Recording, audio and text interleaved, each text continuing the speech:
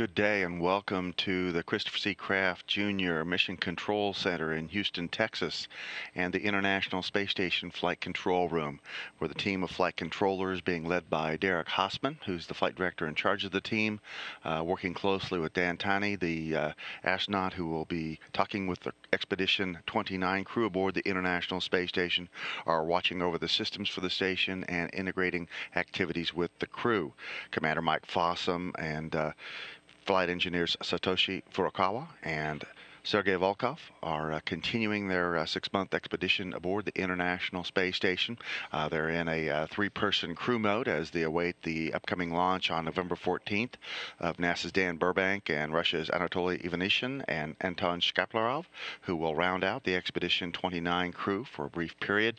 And then the 3 crew members who are on board about 6 days later after completing a handover will come back to Earth, and the next crew with NASA astronaut Dan Pettit will get ready to launch to the International Space Station in late December. All systems aboard the space station working very well today, and the crew has been up since approximately 1 a.m., their normal wake-up time, Central Time. They've been having a very busy day today with a number of different experiment activities. Mike Fossum has been focusing his experiment work with the Sphere satellites. That is a constellation of 3 small cube-like satellites on board the International Space Station.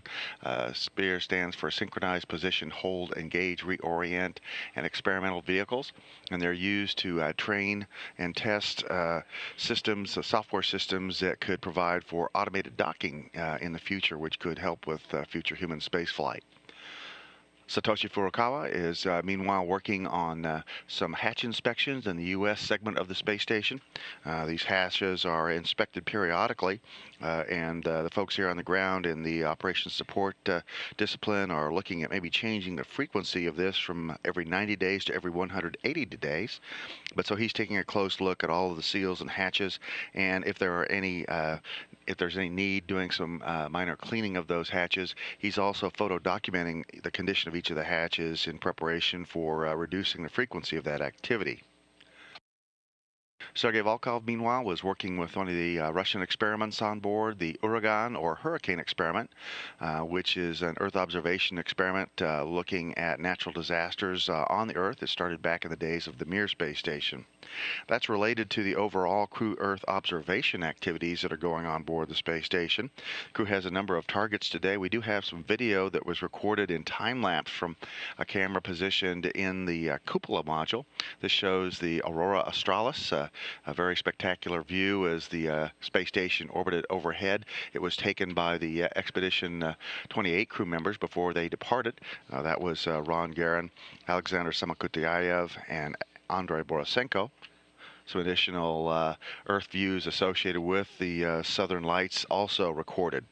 Today's targets for Earth observations included some various locations around the world: Luanda, Angola, Johannesburg, South Africa, and Tropical Storm Philippe were among the targets for the space station crew today with Earth observations. In addition, the crew, of course, will get its normal complement of exercise on board the International Space Station, taking about 2 to 2.5 hours to exercise. And they're also going through the remaining food and supply stores from 42 Progress, the most recently arrived Progress to the International Space Station, to look for anything they want to keep or also dispose of the next time a Progress departs. Commander Mike Fossum called down just a little bit ago with surprise and a lot of happiness that he had discovered some espresso coffee in those 42 Progress stores that were planned for use by a previous crew but went unused, and so he's going to take advantage of that espresso coffee a little bit later in his day. So the International Space Station currently tracking from southwest and northeast over the Pacific off the coast of Japan, headed for a landfall in the Pacific Northwest of the United States. This is Mission Control Houston.